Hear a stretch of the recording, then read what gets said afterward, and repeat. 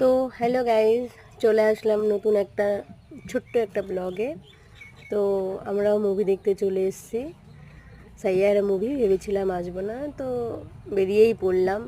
চলে এসেছি রানাঘাট সুরেন্দ্রতে। দেখো, তেমন একটা ভিড় ছিল না, যেহেতু অনেক দিন বেরিয়েছে, আমরা একটু লেট করেই এসেছি। তো দেখো, আমাদের টিকিটও পেয়ে গেলাম, টিকিট নেওয়া হয়ে গেল, যদিও আমাদের টিকিটটা তো আমাদের অনলাইনে টিকিট কাটা ছিল, সেজন্য কোনো সমস্যা হয়নি, আমরা পেয়ে গেছি লেট করে গিয়েও।